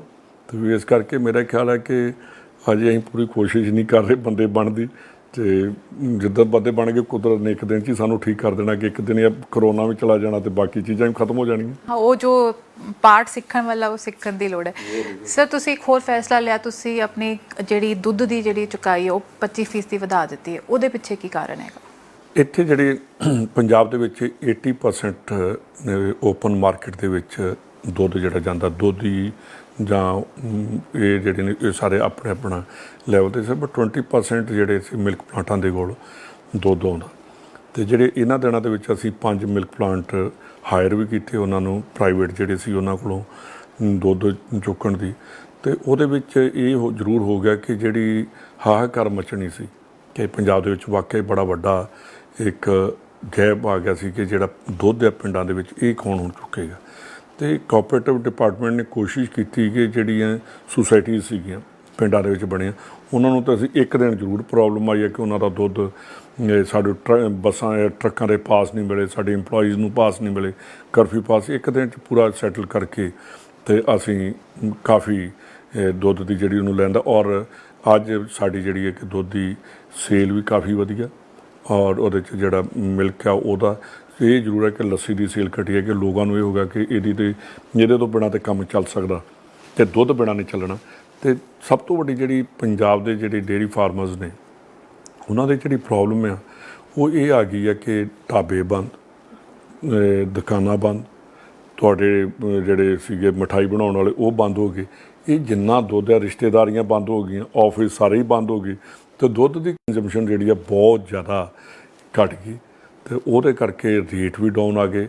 ਜਿਹੜੇ ਡੇਅਰੀ ਫਾਰਮਰਸ ਨੇ ਜਿਹੜੀਆਂ ਉਹਨਾਂ ਦੇ ਫੀਡ ਦੇ ਉਹ ਰੇਟ ਉਵੇਂ ਰਹਿ ਗਏ ਕਿਉਂਕਿ ਟਰਾਂਸਪੋਰਟੇਸ਼ਨ ਬੰਦ ਕਰਕੇ ਜਿਹੜਾ ਕੋਈ ਬਾਹਰੋਂ ਰਾ ਮਟੀਰੀਅਲ ਆਉਣਾ ਸੀ ਅਤੇ ਉਹ ਫੈਕਟਰੀਆਂ ਦੇ ਵਿੱਚ ਉਹ ਨਹੀਂ ਆ ਰਿਹਾ, ਉਹ ਤਾਂ ਉੱਥੇ ਹੀ ਰਹਿ ਗਿਆ। ਪਰ ਕਿਸਾਨ ਦੀ ਜਿਹੜੀ ਦੁੱਧ ਦੀ ਕੀਮਤ ਹੈ ਉਹ ਜ਼ਰੂਰ ਥੱਲੇ ਆਈ। ਤੇ ਉਹਨੂੰ ਅਸੀਂ ਕਿਸ ਤਰ੍ਹਾਂ ਹੁਣ ਉਹਦੇ ਨਾਲ ਪਰ ਹੁਣ ਇਹੋ ਜਿਹਾ ਮਾਹੌਲ ਹੀ ਇਹੋ ਜਿਹਾ ਬਣ ਗਿਆ ਕਿ ਸਰਕਾਰਾਂ ਦਾ ਵੀ ਜੇ ਦੇਖੀਏ ਕਿ ਰੈਵਨਿਊ ਉਹਨਾਂ ਕੋਲ ਵੀ ਨਹੀਂ ਆ ਰਹੇ, ਸਾਰਾ ਕੁਝ ਬੰਦ ਹੋ ਗਿਆ। ਜਿਹੜੇ ਰੈਵਨਿਊ ਜਿਹੜੀ ਗੌਰਮੈਂਟ ਕੋਲੋਂ ਮੰਗਦੇ ਵੀ ਆ ਤਾਂ ਉਹ ਕਹਿੰਦੇ ਕਿ ਜੇ ਆਏਗਾ ਤਾਂ ਅਸੀਂ ਦੇਵਾਂਗੇ। ਅਤੇ ਇਹਦੇ 'ਚ ਤਾਂ ਹੁਣ ਸਾਰਿਆਂ ਨੂੰ ਰਲ ਮਿਲ ਕੇ ਸਰ ਅਸੀਂ ਆਪਣਾ ਜਿਹੜਾ ਡੱਬਾ ਟੈਟਰਾ ਪੈਕ ਵਾਲਾ ਦੁੱਧ ਉਹਦੀ ਵਧਾ ਸਕਦੇ ਹਾਂ ਕਿਉਂਕਿ ਉਹ ਬਾਅਦ ਸੂਬਿਆਂ ਵਿੱਚ ਜਾ ਸਕਦਾ ਹੈਗਾ। ਬਿਲਕੁਲ, ਉਹਦੀ ਅਸੀਂ ਕੈਪੈਸਿਟੀ ਬਹੁਤ ਵਧਾਈ ਹੈ। ਅਸੀਂ ਮਿਲਕ ਪਾਊਡਰ ਵੀ ਜਿਹੜਾ ਉਹਦਾ ਵੀ ਕਾਫੀ ਕੁਝ ਕੀਤਾ, ਪਰ ਮਿਲਕ ਪਾਊਡਰ 'ਤੇ ਵੀ ਬਹੁਤ ਰੇਟ ਡਾਊਨ ਆ ਗਿਆ ਕਿ ਉਹਦੇ 'ਚ ਵੀ ਠੀਕ ਹੈ। ਐਕਸਪੋਰਟ ਵੀ ਬੰਦ ਹੋ ਗਿਆ, ਬਾਹਰ ਵੀ ਨਹੀਂ ਭੇਜ ਸਕਦੇ। ਬਾਹਰ ਤੇ ਦੁੱਧ ਦੀ ਕੋਈ ਪ੍ਰੋਬਲਮ ਨਹੀਂ, ਹਿਮਾਚਲ 'ਚ ਜਾ ਰਿਹਾ, ਸਾਡਾ J&K 'ਚ ਜਾ ਰਿਹਾ, ਉਹ ਕੋਈ ਨਹੀਂ। ਪਰ ਅਗਲੇ ਪਾਸੇ ਡਿਮਾਂਡ ਘਟ ਗਈ ਆ ਕਿਉਂਕਿ ਲੋਕ ਜਿਹੜੇ ਨੇ, ਹੁਣ ਮੈਂ ਤੁਹਾਨੂੰ ਪਹਿਲਾਂ ਦੱਸਿਆ ਕਿ ਪਹਿਲਾਂ ਕਿਸੇ ਘਰ 'ਚ ਕੋਈ ਰਿਸ਼ਤੇਦਾਰ ਆ ਜਾਂਦਾ ਸੀ, ਹੁਣ ਤਾਂ ਉਹ ਫੈਮਿਲੀ ਮੈਂਬਰ ਹੀ ਬੈਠੇ ਨੇ, ਉਹ ਕਹਿੰਦੇ ਯਾਰ ਇਹ 3 ਟਾਈਮ ਚਾਹ ਪੀਂਦੇ 2 ਕਰ ਦਿਓ, ਜਿਹੜੇ 2 ਕਰਦੇ ਉਹਨਾਂ ਨੇ 1 ਕਰ ਦਿੱਤੇ। ਇਹਦੇ ਕਰਕੇ ਜਿਹੜੀ ਡਿਮਾਂਡ ਘਟੀ ਹੈ ਸਾਡੀ। ਸਰ ਸਬਜ਼ੀਆਂ ਵਾਲੇ ਜਿਹੜੇ ਕਿਸਾਨ ਹੈ ਉਹ ਵੀ ਬਹੁਤ ਮੁਸ਼ਕਿਲ ਹੈ, ਉਹਨਾਂ ਬਾਰੇ ਕੁਝ? ਉਹਨਾਂ ਦਾ ਵੀ ਬਹੁਤ ਜ਼ਿਆਦਾ ਹੈਗਾ ਕਿ ਮੇਰੇ ਆਪਣੇ ਏਰੀਏ 'ਚ ਤੁਸੀਂ ਕਰ ਲਈਏ ਡੇਰਾ ਬਾਬਾ ਨਾਨਕ, ਫਤਿਹਗੜ੍ਹ ਚੂੜੀਆਂ, ਜਿਹੜੇ ਇਹਨਾਂ ਪਿੰਡਾਂ ਦੇ ਵਿੱਚ ਲੋਕ ਕਾਫੀ ਸਬਜ਼ੀ ਜਿਹੜੀ ਆ ਬੀਜਦੇ ਨੇ, ਔਰ ਉਹਨਾਂ ਦੀ ਵੀ ਪ੍ਰੋਬਲਮ ਤਾਂ ਬਹੁਤ ਜ਼ਿਆਦਾ ਕਿ ਜਦੋਂ ਟਰੱਕ ਖੁੱਲ੍ਹੇ ਨੇ ਅਤੇ ਹੁਣ ਸੇਲ ਜਿਹੜੀ ਆ ਜ਼ਰੂਰ ਉਹਨਾਂ ਪਿੰਡਾਂ 'ਚੋਂ ਚੱਲੀ ਆ, ਔਰ ਅਦਰਵਾਈਜ਼ ਤਾਂ ਬਹੁਤ ਉਹਨਾਂ ਦਾ ਵੀ ਨੁਕਸਾਨ। ਸੋ ਇਹ ਮਹੀਨਾ ਉਹਨਾਂ ਲਈ ਬਹੁਤ ਔਖਾ ਗਿਆ ਹੋਣਾ। 10 ਦਿਨ ਬਹੁਤ ਔਖੇ ਰਹੇ ਨੇ ਜਦੋਂ ਫਿਰ ਟਰਾਂਸਪੋਰਟੇਸ਼ਨ ਚੱਲੀ ਆ ਅਤੇ ਬਾਹਰਲੀਆਂ ਸਟੇਟਾਂ 'ਚ ਜਾਂ ਸ਼ਹਿਰਾਂ ਦੇ ਵਿੱਚ ਇੱਕ ਤੋਂ ਦੂਜੇ ਸ਼ਹਿਰ 'ਚ ਪੰਜਾਬ 'ਚ ਜਿਵੇਂ ਚੱਲੀ, ਉਹਦੇ ਬਾਅਦ ਕਾਫੀ ਰਿਲੀਫ ਮਿਲੀ ਹੈ। ਪਰ ਉਹ ਜਿਹੜੀ ਚੀਜ਼ ਸੀਗੀ ਪਹਿਲੀ ਉਹ ਚੀਜ਼ ਹੈ ਨਹੀਂ। ਇਸ ਟਾਈਮ ਸਭ ਨੂੰ ਸੋਚਣਾ ਪਏਗਾ ਮੁਨਾਫੇ ਦਾ ਵਕਤ ਨਹੀਂ ਹੈ ਤੇ ਬਸ ਸਰਵਾਈਵਲ ਦਾ ਵੀ ਇਸ 'ਤੇ ਬਚਾਅ ਹੋ ਜਾਏ, ਰੋਟੀ ਉਹਦੀ ਚੱਲ ਜਾਏ। ਵਾਕਿਆ ਜੇ ਇਸ ਚੀਜ਼ ਨੂੰ ਸੋਚ ਲਈਏ ਤਾਂ ਮੇਰਾ ਖਿਆਲ ਹੈ ਕਿ ਬਹੁਤ ਜਲਦੀ ਅਸੀਂ ਇਹਦੇ 'ਤੇ ਕਾਬੂ ਪਾ ਸਕਦੇ ਹਾਂ। ਪਰ ਜਿਹੜੀ ਕਈਆਂ ਨੂੰ ਕਈ ਇਹੋ ਜਿਹੇ ਵੀ ਹੈਗੇ ਕਿ ਜਿਹੜੇ ਸੋਚਦੇ ਹੀ ਮੁਨਾਫੇ ਲਈ ਨੇ ਅਤੇ ਲੈ ਕੇ ਬਾਹਰੋਂ ਮਾਰਕੀਟ 'ਚੋਂ ਸਸਤਾ ਲੈ ਕੇ ਮਹਿੰਗਾ ਵੇਚਣਾ, ਅਤੇ ਜਿਸ ਦਿਨ ਉਹਨਾਂ 'ਤੇ ਆ ਜਾਏਗਾ ਕਿ ਜੋ ਮਾਰਕੀਟ 'ਚੋਂ ਖਰੀਦਿਆ ਅਤੇ ਉਹੀ ਉਸੇ ਰੇਟ 'ਤੇ ਵੇਚਣਾ, ਅਤੇ ਮੇਰਾ ਖਿਆਲ ਇਹ ਕੋਈ ਇਹੋ ਜਿਹੀ ਪ੍ਰੋਬਲਮ ਸਾਨੂੰ ਰਹੇਗੀ ਨਹੀਂ। ਸਰ ਵਾਪਸ ਜੇਲ੍ਹਾਂ 'ਤੇ ਆਈਏ, ਪਹਿਲਾਂ ਤਾਂ ਅਸੀਂ ਜੇਲ੍ਹਾਂ ਖਾਲੀਆਂ ਕੀਤੀਆਂ, ਹੁਣ ਜੇਲ੍ਹਾਂ ਵਿੱਚ ਤੁਸੀਂ ਜਿਹੜੇ ਕਰਫਿਊ ਤੋੜ ਰਹੇ ਹੋ ਉਹਨਾਂ ਨੂੰ ਪਾ ਰਹੇ ਹੋ, ਸੋ ਉਹਦੇ ਨਾਲ ਜੇਲ੍ਹ 'ਤੇ ਭਾਰ ਜ਼ਿਆਦਾ ਤਾਂ ਨਹੀਂ ਪੈ ਰਿਹਾ? ਨਹੀਂ, ਵੇਖੋ ਕਰਫਿਊ ਤੋੜਨ ਵਾਲੇ ਤਾਂ ਮੇਰੇ ਖਿਆਲ ਘੱਟ ਨੰਬਰ ਨੇ, ਜਿਹੜੇ ਹੋਰ ਕ੍ਰਾਈਮ ਕਰਨ ਵਾਲੇ ਨੇ ਉਹਨਾਂ ਦਾ ਉਹ ਜ਼ਰੂਰ ਹੁੰਦਾ। ਪੂਰੇ ਪੰਜਾਬ 'ਚ ਜਿਹੜੀਆਂ ਪਿੱਛੇ 1 ਮਹੀਨੇ ਦੀ ਜੇ ਐਵਰੇਜ ਕੱਢੀਏ ਤਾਂ 64 ਪਰ ਡੇ 64 ਬੰਦੇ ਨੇ ਸਾਨੂੰ ਜੇਲ੍ਹਾਂ 'ਚ ਉਹ ਆਏ ਨੇ। ਸਰ ਕਿਸ ਤਰ੍ਹਾਂ ਦੀ ਕ੍ਰਾਈਮ ਚੱਲ ਰਹੀ ਹੈ ਜੀ? ਬਾਰਡਰ ਵਾਲੇ ਵੀ ਆ ਗਏ, ਉਹ ਵੀ ਤੁਰੇ ਫਿਰਦੇ ਨੇ, ਜਾਂ ਕੋਈ ਹੋਰ ਕੋਈ ਕ੍ਰਾਈਮ ਕੀਤਾ, ਪਿੰਡਾਂ ਦੀਆਂ ਲੜਾਈਆਂ, ਕੋਈ ਛੋਟੀਆਂ ਮੋਟੀਆਂ ਕਾਫੀ ਤੁਰਿਆ ਹੀ ਰਹਿੰਦਾ ਕੋਈ ਨਾ ਕੋਈ ਸੱਤਕੁੰਜ ਆ ਗਿਆ, ਕੋਈ ਇਹੋ ਜਿਹੀਆਂ ਚੀਜ਼ਾਂ ਜਿਹੜੀਆਂ ਨੇ। ਵੇਖੋ ਸਾਰੀਆਂ ਚੀਜ਼ਾਂ ਜਿਹੜੀਆਂ ਰੋਕਣੀਆਂ ਤਾਂ ਬਹੁਤ ਮੁਸ਼ਕਿਲ ਨੇ, ਭਾਵੇਂ ਕਰੋਨਾ ਕਰਕੇ ਅਸੀਂ ਅੰਦਰਾਂ 'ਚ ਤੇ ਬੈਠ ਗਏ ਹਾਂ, ਪਰ ਅਜੇ ਅਸੀਂ ਕ੍ਰਾਈਮ ਕਰਨੋਂ ਨਹੀਂ ਹਟੇ। ਅਤੇ ਜਿਹੜਾ ਵਾਕਿਆ ਕਾਫੀ ਡਾਊਨ ਵੀ ਹੈ। ਪਹਿਲਾਂ 250 ਪੌਣੇ 300 ਬੰਦਾ ਹਰ ਰੋਜ਼ ਪਰ ਡੇ ਆਉਂਦੇ ਸੀ, ਅਤੇ ਹੁਣ 1/4 ਹੀ ਰਹਿ ਗਏ ਨੇ। ਅਤੇ ਮੇਰੇ ਖਿਆਲ ਹੈ ਕਿ ਜੇ ਇਹਦੇ ਤੋਂ ਵੀ ਘਟਣਾ ਚਾਹੀਦਾ। ਅਤੇ ਜਿਹੜੀਆਂ ਜੇਲ੍ਹਾਂ ਕੁਆਰੰਟਾਈਨ ਕੀਤੀਆਂ ਨੇ ਉਹਨਾਂ 'ਚ ਪੂਰੇ ਵਰਲਡ ਦੇ ਵਿੱਚ ਇਹ ਕੀਤਾ ਗਿਆ ਕਿ ਜੇਲ੍ਹਾਂ ਦੇ ਵਿੱਚ ਜਦੋਂ ਕੈਦੀ ਫੜੋਗੇ, ਜਿਹੜੇ ਮੁਲਜ਼ਮ ਆਉਂਦੇ ਨੇ, ਜਿਵੇਂ ਜਿਹੜੇ 64 ਬੰਦੇ ਆਉਣੇ ਨੇ, ਜਿਵੇਂ ਅੰਮ੍ਰਿਤਸਰ ਰੂਰਲ ਜਿਹਨੂੰ ਮਜੀਠਾ ਜਿਹੜਾ ਬਣਿਆ ਇੱਕ ਪੁਲਿਸ ਡਿਸਟ੍ਰਿਕਟ, ਅੰਮ੍ਰਿਤਸਰ ਸ਼ਹਿਰ ਆ ਗਿਆ, ਅਤੇ ਤਰਨਤਾਰਨ ਇਹ ਰੱਖਾਂਗੇ ਪੱਟੀ 'ਚ। ਇਸੇ ਤਰ੍ਹਾਂ ਗੁਰਦਾਸਪੁਰ, ਪਠਾਨਕੋਟ ਔਰ ਜਲੰਧਰ, ਇਹ ਲੁਧਿਆਣੇ ਵਾਲੀ ਜੇਲ੍ਹ 'ਚ ਇਹ ਉਸ ਉੱਤੇ ਸੈਗਮੈਂਟ ਜਿਹੇ ਬਣਾ ਦਿੱਤੇ ਨੇ ਕਿ ਤਾਂ ਕਿ ਉਹਨਾਂ ਜੇਲ੍ਹਾਂ ਦੇ ਵਿੱਚ ਪੂਰਾ ਰਸ਼ ਨਾ ਪਏ, ਅਤੇ ਉਹਨਾਂ ਨੂੰ ਹੀ ਇਹਨਾਂ ਨੂੰ 15 ਦਿਨ ਪਹਿਲੇ ਨਵੇਂ ਕੈਦੀਆਂ ਨੂੰ ਰੱਖਿਆ ਜਿਹੜੀ 14 ਦਿਨ ਦਾ ਜੋ ਰੱਖਿਆ ਕਿ 14 ਦਿਨ ਉੱਥੇ ਇਕੱਲਿਆਂ ਨੂੰ ਰੱਖ ਕੇ ਉਸ ਜੇਲ੍ਹ 'ਚ, ਉਹਦੇ ਬਾਅਦ ਉਹਨਾਂ ਦਾ ਜਿਹੜਾ ਵੱਖ-ਵੱਖ ਹਾਂ ਬਿਲਕੁਲ ਉਹਨਾਂ ਨੂੰ ਇਸੇ ਕਰਕੇ 4-5 ਸਾਨੂੰ ਜੇਲ੍ਹਾਂ ਜਿਹੜੀਆਂ ਨੇ ਉਹਨਾਂ ਨੂੰ ਕਰਨਾ ਪਿਆ, ਤਾਂ ਕਿ ਉਹਨਾਂ ਦਾ ਕਰੋਨਾ ਦਾ ਚੈੱਕ ਹੋ ਜਾਏ, ਤਾਂ ਕਿ ਉਹ ਬਸ 14 ਦਿਨ 'ਚ ਪੂਰਾ ਪਤਾ ਲੱਗ ਜਾਏਗਾ ਕਿ ਇਹਨੂੰ ਟੈਂਪਰੇਚਰ ਹੈ ਜਾਂ ਕੋਈ ਹੈ। ਇਹਨਾਂ ਦੇ ਟੈਸਟ ਵੀ ਹੋ ਰਹੇ ਨੇ। ਹਾਂ, ਟੈਸਟ ਪੂਰਾ ਹੁੰਦਾ ਜੀ। ਪਹਿਲੋਂ ਸਿਵਲ ਸਰਜਨ ਦੇ ਉੱਥੋਂ ਆਫਿਸ 'ਚੋਂ ਜਿੱਥੋਂ ਲੈ ਕੇ ਆਏ ਉਹਦਾ ਹੁੰਦਾ, ਫਿਰ ਉਹਦੇ ਬਾਅਦ SMO ਜਿੱਥੇ ਲੈ ਕੇ ਜਾ ਰਹੇ ਹਾਂ ਅਤੇ ਉਹਨਾਂ ਦਾ ਹੁੰਦਾ। ਬੜੀ ਵੱਡੀ ਸਾਡੀ ਵੇਖੋ, ਸਾਨੂੰ ਤਾਂ ਜਿੰਨੇ ਆਉਣਗੇ ਸਾਨੂੰ ਤਾਂ ਲੈਣੇ ਪੈਣਗੇ, ਅਤੇ ਉਹਦਾ ਫਿਰ ਸਾਨੂੰ ਧਿਆਨ ਵੀ ਰੱਖਣਾ ਪਏਗਾ। ਅੱਜ ਵੀ ਤੁਸੀਂ ਪੜ੍ਹਿਆ ਹੋਣਾ, ਪਤਾ ਨਹੀਂ ਕਿਹੜੀ ਕੰਟਰੀ ਦੇ ਵਿੱਚ, ਮੈਂ ਸਵੇਰੇ ਦੇਖ ਰਿਹਾ ਸੀ ਕਿ ਉੱਥੇ ਜੇਲ੍ਹ 'ਚ ਕਰੋਨਾ ਦੇ 88 ਬੰਦੇ ਵਾਇਰਸ ਆਇਆ ਉਹਨਾਂ ਨੂੰ। ਅਤੇ ਇਸ ਕਰਕੇ ਬੜੀ ਅਸੀਂ ਤਾਂ ਜੇਲ੍ਹਾਂ ਖਾਲੀ ਨਹੀਂ ਕਰ ਸਕਦੇ, ਜੇਲ੍ਹਾਂ ਖਾਲੀ ਵੀ ਨਹੀਂ ਕਰ ਸਕਦੇ। ਜਿਵੇਂ ਦੇਖ ਰਹੇ ਹੋ ਗੈਂਗਸਟਰ ਜੇਲ੍ਹਾਂ 'ਚ ਬੈਠੇ ਆਪਣਾ ਬਿਜ਼ਨਸ ਚਲਾਉਣ ਦੀ ਕੋਸ਼ਿਸ਼ ਲੱਗੇ ਹੋਏ, ਉਹਨਾਂ ਦਾ ਬੜਾ ਵੱਡਾ। ਸੋ ਸਰ ਇੱਕ ਪੱਟੀ ਦੇ ਵੇਖਿਆ MLA ਬੜੇ ਨਾਰਾਜ਼ ਨੇ ਕਿ ਸਾਡੇ ਇੱਥੇ ਪੱਟੀ ਵਿੱਚ ਇੱਕ ਜੇਲ੍ਹ ਨੂੰ ਕੁਆਰੰਟਾਈਨ। ਇਹਦੇ 'ਚ MLA ਸਾਹਿਬ ਨੂੰ ਦੇਖਣਾ ਚਾਹੀਦਾ ਕਿ ਅੱਜ ਜਿੰਨੇ ਸਾਡੇ ਉਹਨਾਂ ਡਿਸਟ੍ਰਿਕਟ ਦੇ ਵਿੱਚ ਗੁਰੂ ਨਾਨਕ ਹਸਪੀਟਲ 'ਚ ਕਰੋਨਾ ਵਾਇਰਸ ਵਾਲੇ ਜਿਹੜੇ ਜਾ ਰਹੇ ਨੇ, ਅਤੇ ਉਹਦਾ ਮਤਲਬ ਅੰਮ੍ਰਿਤਸਰ ਵਾਲੇ ਕਹਿ ਦੇਣਗੇ ਕਿ ਅਸੀਂ ਹਸਪੀਟਲ 'ਚ ਨਹੀਂ ਵੜਨ ਦੇਣਾ। ਅਤੇ ਇਹ ਜਿਹੜੀਆਂ ਚੀਜ਼ਾਂ ਹੁੰਦੀਆਂ ਨੇ, ਹੁਣ ਜਿੰਨਾ ਬਣਾਏ ਨੇ ਕੁਆਰੰਟਾਈਨ ਕਰਨ ਲਈ, ਯੂਨੀਵਰਸਿਟੀ ਦੇ ਵਿੱਚ ਕਿੰਨੇ ਚੰਡੀਗੜ੍ਹ ਯੂਨੀਵਰਸਿਟੀ ਸੰਧੂ ਸਤਨਾਮ ਸਿੰਘ ਸੰਧੂ ਨੇ, ਉਹਨਾਂ ਆਪਣੀ ਯੂਨੀਵਰਸਿਟੀ 'ਚ 1000 ਜਿਹੜਾ ਬੈੱਡ ਜਿਹੜਾ ਉਹ ਤਿਆਰ ਕਰਕੇ ਦਿੱਤਾ। ਅਤੇ ਜੇ ਇਹ ਕਹੀਏ ਕਿ ਜਿਹੜੇ ਜੀ ਬਾਹਰੋਂ ਆਉਣਗੇ ਉਹਨਾਂ ਨੂੰ ਰੱਖਿਆ ਜੀ ਜੇਲ੍ਹਾਂ ਦੇ ਵਿੱਚ, ਇਹ ਤਾਂ ਜੇਲ੍ਹ ਦੇ ਵਿੱਚ ਜਿਹੜੀ ਚੀਜ਼ ਆ ਕਿ ਇਹ ਤਾਂ ਹੁਣ ਇਸ ਦਿਨਾਂ ਦੇ ਵਿੱਚ ਸਾਰਿਆਂ ਨੂੰ ਉਹਦੇ 'ਚ ਕੋਈ ਕਰੋਨਾ ਦਾ ਬੰਦਾ ਤਾਂ ਜਾਣਾ ਹੀ ਨਹੀਂ, ਸਾਰੇ ਇਕੱਠੇ ਨਹੀਂ ਜੀ। ਉਹਦੇ ਕਰੋਨਾ ਦੀ ਬਿਮਾਰੀ ਵਾਲਾ ਤਾਂ ਜਾ ਹੀ ਨਹੀਂ ਰਹੇ, ਉਹ ਬੰਦੇ ਜਾ ਰਹੇ ਨੇ ਜਿਹੜੇ ਚੰਗੇ ਭਲੇ ਬਾਹਰੋਂ ਕ੍ਰਾਈਮ ਕਰਕੇ ਜਾ ਰਹੇ ਨੇ, ਅਤੇ ਉਹਨਾਂ ਨੂੰ ਉੱਥੇ ਵੱਖਰਿਆਂ ਰੱਖਣਾ, ਅਤੇ ਉਹਦੇ ਬਾਅਦ ਉਹਨਾਂ ਡਿਸਟ੍ਰਿਕਟਾਂ 'ਚ ਅਸੀਂ 14 ਦਿਨ ਬਾਅਦ ਉਹਨਾਂ ਨੂੰ ਟਰਾਂਸਫਰ ਕਰ ਦੇਣਾ। ਆਪਾਂ ਬਰਨਾਲਾ ਜੇਲ੍ਹ ਕੀਤੀ ਹੈ, ਪੱਟੀ ਜੇਲ੍ਹ ਹੈ, ਉਹ ਜਿਹਦੇ 'ਚ ਤੁਹਾਡੇ ਕੋਲ ਘੱਟ ਆਈ ਥਿੰਕ ਜਿਵੇਂ ਖਬਰ ਭੇਜੀ ਕਿ ਉਹ ਸ਼ਾਇਦ ਥੋੜੀ ਕਨਫਿਊਜ਼ਨ ਲੋਕਾਂ ਨੂੰ ਲੱਗ ਰਿਹਾ ਕਿ ਵੀ ਇੱਥੇ ਕਰੋਨਾ ਵਾਲੇ ਪੇਸ਼ੈਂਟ ਆ ਰਹੇ ਨੇ, ਸੋ ਉਹਨਾਂ ਨੂੰ ਇਹ ਤੇ ਸੋਚਣਾ ਚਾਹੀਦਾ। ਪੜ੍ਹੇ ਲਿਖੇ ਹੋ, MA, ਮੈਂ ਤੇ ਗ੍ਰੈਜੂਏਟ ਹਾਂ, ਅਤੇ ਪੋਸਟ ਗ੍ਰੈਜੂਏਟ ਨੇ, ਅਤੇ ਮੈਨੂੰ ਬੜੇ ਸੀਨੀਅਰ ਬੜੇ ਵਧੀਆ ਬੋਲਣ ਵਾਲੇ ਨੇ, ਅਤੇ ਉਹਨਾਂ ਨੂੰ ਆਪ ਹੀ ਸੋਚ ਲੈਣਾ ਚਾਹੀਦਾ ਕਿ ਇਹ ਬੰਦੇ ਉਹ ਨੇ ਜਿਹੜੇ ਬੰਦੇ ਕ੍ਰਾਈਮ ਕਰਕੇ ਚੰਗੇ ਹੱਟੇ ਘੱਟੇ ਅੰਦਰ ਗਏ ਨੇ, ਅਤੇ ਉਹਨਾਂ ਨੂੰ 14 ਦਿਨ ਲਈ ਮੈਂਡੇਟਰੀ ਹੋ ਗਿਆ ਕਿ ਤੁਸੀਂ 14 ਦਿਨ ਉਹਨਾਂ ਨੂੰ ਰੱਖੋਗੇ, ਉਹਦੇ ਬਾਅਦ ਦੂਸਰੀ ਜੇਲ੍ਹ 'ਚ ਸ਼ਿਫਟ ਕੀਤਾ ਜਾਏਗਾ। ਨਾਲੇ ਕਰੋਨਾ ਨਾ ਜਾਤ ਦੇਖ ਰਹੀ ਨਾ ਧਰਮ ਦੇਖ ਰਹੀ, ਅਤੇ ਅਸੀਂ ਹੁਣ ਹਲਕਾ ਤੇ ਸੂਬਾ ਦੇਖਣਾ ਬੰਦ ਕਰ ਦਈਏ। ਮੇਰੇ ਖਿਆਲ ਇਹ ਜੇ ਇਹ ਕਰਾਂਗੇ, ਮੈਂ ਪਹਿਲਾਂ ਹੀ ਤੁਹਾਨੂੰ ਆਖਿਆ ਕਿ ਕੁਦਰਤ ਬਹੁਤ ਕੁਝ ਕਰਨਾ ਚਾਹੁੰਦੀ ਆ, ਪਰ ਅਸੀਂ ਕਰ ਦਿੱਤਾ। ਕੁਦਰਤ ਨੇ ਤਾਂ ਬਹੁਤ ਕੁਝ ਸਾਨੂੰ ਸਿੱਖਣ ਲਈ ਦੇ ਦਿੱਤਾ, ਪਰ ਅਸੀਂ ਅਜੇ ਤੱਕ ਸਿੱਖ ਨਹੀਂ ਰਹੇ। ਸਾਨੂੰ ਅੱਜ ਪੋਲੀਟਿਕਸ ਤੋਂ ਉੱਪਰ ਉੱਠ ਕੇ ਕੰਮ ਕਰਨਾ ਚਾਹੀਦਾ। ਸਰ ਅਸੀਂ ਕਿਸਾਨਾਂ ਦੀ ਗੱਲ ਕਰ ਲਈ, ਸਬਜ਼ੀ ਵਾਲਿਆਂ ਦੀ ਗੱਲ ਕਰ ਲਈ, ਅਸੀਂ ਕੋਆਪਰੇਟਿਵ ਦੇਖ ਲਿਆ ਕਿਸ ਤਰ੍ਹਾਂ ਚੱਲ ਰਹੇ ਨੇ, ਪਰ ਮੈਂ ਜਦ ਵੀ ਆਪਣੇ ਚੈਨਲ 'ਤੇ ਕੋਈ ਖਬਰ ਪਾਉਂਦੀ ਹਾਂ ਤਾਂ ਸਭ ਤੋਂ ਪਹਿਲੇ ਆਉਂਦਾ ਕਿ ਮੱਧਮ ਵਰਗ ਬਾਰੇ ਕੀ ਕੀਤਾ ਜਾਏਗਾ। ਉਸ ਤੋਂ ਬਾਅਦ ਚਿੰਤਾ ਵਿੱਚ ਜਿਹੜਾ ਉਦਯੋਗਪਤੀ, ਛੋਟਾ ਉਦਯੋਗਪਤੀ ਹੈਗਾ, ਤੁਸੀਂ ਫਿਸਕਲ ਕਮੇਟੀ ਵਿੱਚ ਵੀ ਹੈਗੇ ਹੋ, ਕੀ ਸੋਚ ਰਹੀ ਹੈ ਸਰਕਾਰ? ਦੇਖੋ ਬਿਲਕੁਲ ਤੁਹਾਡਾ ਬੜਾ ਵਧੀਆ ਕੁਐਸਚਨ ਹੈ, ਔਰ ਜਿਹੜਾ ਛੋਟਾ ਮੀਡੀਅਮ ਜਿਹੜਾ ਸੀਗਾ ਇਹ ਇੰਡਸਟਰੀਲਿਸਟ, ਉਹਦੇ ਲਈ ਬਹੁਤ ਵੱਡਾ, ਮਿਡਲ ਕਲਾਸ ਜਿਹੜੀ ਆ ਉਹਦੇ ਲਈ ਬਹੁਤ ਵੱਡੀ ਇਸ ਵੇਲੇ ਪ੍ਰੋਬਲਮ ਹੈ। ਤੇ ਉਹਦੇ ਬਾਰੇ ਅੱਜ ਵੀ ਗੱਲ ਕਰਾਂਗੇ। ਤੇ ਗਵਰਨਮੈਂਟ ਆਫ ਇੰਡੀਆ ਨੂੰ ਵੀ ਅਸੀਂ ਪਿਛਲੀ ਵਾਰਾਂ ਵੀ ਆਖਿਆ ਸੀ ਕਿ ਜਿਹੜੀ ਸਮਾਲ ਇੰਡਸਟਰੀ ਹੈ ਇਹਨੂੰ ਖੋਲ੍ਹ ਦਿੱਤਾ ਜਾਏ, ਕਿਉਂਕਿ ਉਹਨਾਂ ਕੋਲ 4-5 ਬਹੁਤ ਮੈਕਸੀਮਮ ਉਹਨਾਂ ਕੋਲ 10 ਇੰਪਲਾਈ ਹੁੰਦੇ ਨੇ ਕਿ ਉਹਨਾਂ 'ਤੇ ਤੁਸੀਂ ਉਹਨਾਂ ਨੂੰ ਦੂਰ ਦੂਰ ਖੜਾ ਕਰਕੇ ਕੰਮ ਵੀ ਕਰਵਾ ਸਕਦੇ ਹੋ। ਉਹਨਾਂ ਨੂੰ ਇਹ ਵੀ ਨਾਲ ਕਿਹਾ ਸੀ ਕਿ ਜਿਹੜੀਆਂ ਤੁਹਾਡੀਆਂ ਰੋਡਸ ਬਣ ਰਹੀਆਂ, ਬ੍ਰਿਜ ਬਣ ਰਹੇ ਨੇ, ਇਹਨਾਂ ਦਾ ਕੰਮ ਖੋਲ੍ਹ ਦਿੱਤਾ ਜਾਣਾ ਚਾਹੀਦਾ। ਨੈਸ਼ਨਲ ਹਾਈਵੇ ਵਾਲਿਆਂ ਨੂੰ ਵੀ ਕਿਹਾ ਕਿ ਤਾਂ ਕਿ ਜਿਹੜੀ ਇਕੋਨਮੀ ਥੋੜ੍ਹੀ ਚੱਲੇ, ਇਹਦੇ ਨਾਲ ਕੋਈ ਲੋਕਾਂ ਦਾ ਧਿਆਨ ਹਟੇਗਾ। ਜਿਹੜੇ ਆਰਾਮ ਨਾਲ ਬੈਠ ਗਏ ਉਹ ਹੁਣ ਸੋਚਣ ਲੱਗ ਪਿਆ ਪਤਾ ਨਹੀਂ ਕੰਮ ਰੋਟੀ ਮਿਲੇਗੀ ਨਹੀਂ ਮਿਲੇਗੀ। ਹੁਣ ਇਸ ਵੇਲੇ ਰੋਟੀ ਦਾ ਮਸਲਾ ਬਣ ਗਿਆ, ਜਿੱਥੇ ਬਿਮਾਰੀ ਨਾਲ ਕਿੰਨੀ ਕੁ ਦੇਰ ਲੜਦੇ ਰਹਾਂਗੇ, ਅੰਦਰ ਬੈਠਿਆ ਨਹੀਂ ਜਾ ਸਕਦਾ। ਸਰਕਾਰਾਂ ਇੰਨਾ ਕੁਝ ਰਾਸ਼ਨ ਕਿੱਥੋਂ ਦੇ ਦੇਣਗੀਆਂ। ਜਿਹਦੇ ਲਈ ਸਾਨੂੰ ਗ੍ਰੈਜੂਅਲੀ ਕਰਕੇ ਥੋੜ੍ਹਾ ਕਰਕੇ ਸਾਨੂੰ ਖੋਲ੍ਹਣਾ ਪਏਗਾ ਔਰ ਇਹਦੇ 'ਤੇ ਗੌਰਮੈਂਟ ਨੂੰ ਬੜਾ ਸੀਰੀਅਸਲੀ, ਅੱਜ ਵੀ ਸਾਡੀ ਮੀਟਿੰਗ ਹੈ, 2 ਪਹਿਲਾਂ ਮੀਟਿੰਗਸ ਹੋ ਗਈਆਂ ਨੇ ਅਤੇ ਕਾਫੀ ਤੁਸੀਂ ਵੇਖਿਆ ਰਿਲੀਫ ਵੀ ਦਿੱਤੀ ਜਿਹੜੀ ਕਣਕ ਦੀ ਹੈ ਇੱਦਾਂ, ਔਰ ਇਹਨਾਂ ਦਿਨਾਂ 'ਚ ਹੁਣ ਪੂਰਾ ਪਤਾ ਚੱਲ ਜਾਣਾ। ਸਰ ਪਤਾ ਇਹਦੇ ਵਿੱਚ ਕੀ ਹੈ, ਹੁਣ ਜਿਹੜੀ ਡਿਮਾਂਡ ਹੈ, ਜੇ ਅਸੀਂ ਦੇਖੀਏ ਮੋਟੀ ਜਾਂ ਸਾਰਾ ਖਾਣ ਪੀਣ ਬਾਹਰ ਜਾਣਾ ਬੰਦ ਹੈਗਾ, ਮੂਵੀਜ਼ ਬੰਦ ਹੈਗੀਆਂ, ਮਾਲ ਵੱਡੇ ਬੰਦ ਹੈ, ਸ਼ਾਪਿੰਗ ਬੰਦ ਹੈ, ਬੰਦਾ ਗੁਜ਼ਰਤੇ ਆ ਗਿਆ, ਡਿਮਾਂਡ ਤੇ ਘਟੇਗੀ। ਤੇ ਜਿਹੜਾ ਬੰਦਾ ਲੋਨ ਲੈ ਕੇ ਬਿਜ਼ਨਸ ਲਾਇਆ ਹੋਇਆ ਹੈ, ਛੋਟਾ ਬਿਜ਼ਨਸ ਲਾਇਆ ਹੋਇਆ ਹੈ, ਜਿਵੇਂ ਅਸੀਂ ਅਖਬਾਰਾਂ ਦੀ ਗੱਲ ਕਰ ਲਈ, ਹੁਣ ਇਸ਼ਤਿਹਾਰ ਤੇ ਕੋਈ ਆਏਗਾ ਨਹੀਂ ਕਿਉਂਕਿ ਮਾਰਕੀਟ ਵਿੱਚ ਕੁਝ ਹੈ ਹੀ ਨਹੀਂ ਹੈ।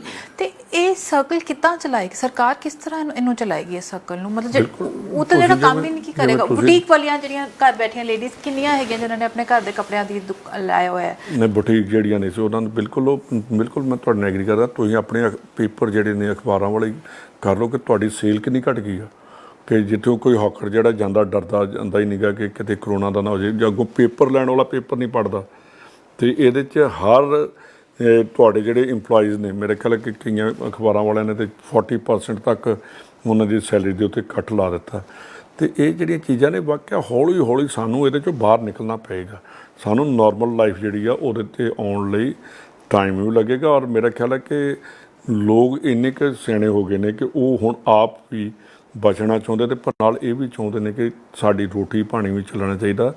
ਇਹ ਹੌਲੀ ਹੌਲੀ ਕਰਕੇ ਅੱਜ ਵੀ ਕਾਫੀ ਕੁਛ ਨਿਕਲੇਗਾ ਕਿ ਅਸੀਂ ਕੀ ਕਰਨਾ ਚਾਹੁੰਦੇ ਹਾਂ। ਔਰ ਡਿਸਕਸ਼ਨ ਦੇ ਵਿੱਚ ਗੌਰਮੈਂਟ ਆਫ ਇੰਡੀਆ ਨੇ ਕਿਹੜੀਆਂ ਗਾਈਡਲਾਈਨਸ ਭੇਜੀਆਂ ਨੇ, ਜਿਵੇਂ ਉਹਨਾਂ ਕਿਹਾ ਕਿ ਮਨਰੇਗਾ 'ਚ ਕੰਮ ਸਟਾਰਟ ਕੀਤਾ ਜਾ ਸਕਦਾ, ਉਹ ਕਿੰਨਾ ਕੀਤਾ ਜਾ ਸਕਦਾ, ਕਿੰਨੇ ਤੱਕ ਕੀਤਾ ਜਾ ਸਕਦਾ। ਇਹ ਸਾਰੀਆਂ ਚੀਜ਼ਾਂ ਨੂੰ ਨੋਰਮਲ ਜਿਹੜਾ ਇਹਨੂੰ ਕਰਨਾ ਹੀ ਪੈਣਾ। ਸਰ ਸਾਰੇ ਐਕਚੁਅਲੀ ਇੱਕ ਤਾਂ ਛੋਟੇ ਵੱਲ ਧਿਆਨ ਦੇ ਰਹੇ, ਓਬਵੀਅਸਲੀ ਉਹ ਉੱਥੇ ਤਬਕਾ ਵੀ ਬਹੁਤ ਵੱਡਾ ਹੈ, ਉੱਤੇ ਵਾਲੇ ਨੂੰ ਕਾਰਪੋਰੇਟ ਟੈਕਸ ਮਿਲ ਜਾਏਗਾ।